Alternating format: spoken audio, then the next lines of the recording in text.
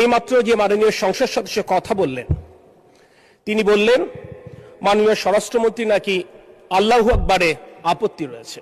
স্বরাষ্ট্রমন্ত্রী বলেছেন যে একটা দল আল্লাহু আকবার ধ্বনি নিয়ে ব্যাংক দখল করলো আর কি। তো বুঝলাম যে ওনার আল্লাহু আকবার কথার মধ্যে ওনার বেশ আপত্তি।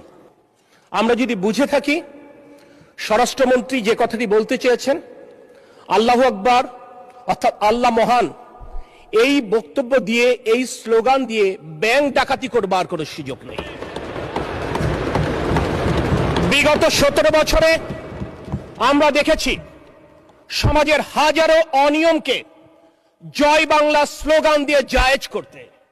আমরা চাই না আগামীতে নারায়ে তাকবীর কিংবা আল্লাহু আকবার স্লোগান দিয়ে কোনো অবৈধ অপকর্মকে জায়েজ করতে। মাননীয় স্পিকার, 2026-27 অর্থ বছরের বাজেট উপস্থাপিত হয়েছে। এই বাজেট নিছক আয় ব্যয়ের হিসেব নয়। যেই নির্বাচনী ম্যানিফেস্টোকে বাংলাদেশের জনগণ আস্থা রেখে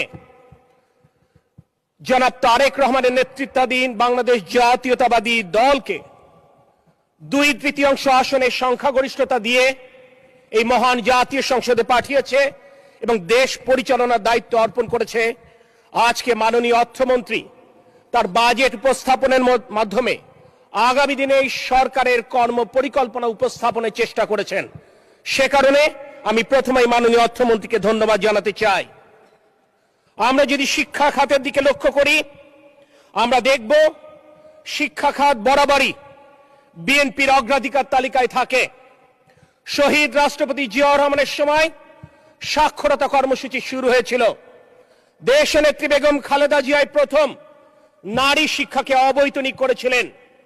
নতুন বছরে আমাদের সন্তানেরা স্কুলে যে বিনামূল্যে পাঠ্যপুস্তক পায়, সেটিও দেশনেত্রী বেগম খালেদা জিয়ার শুরু করা অনুসৃত গৃহীত কর্মসূচি।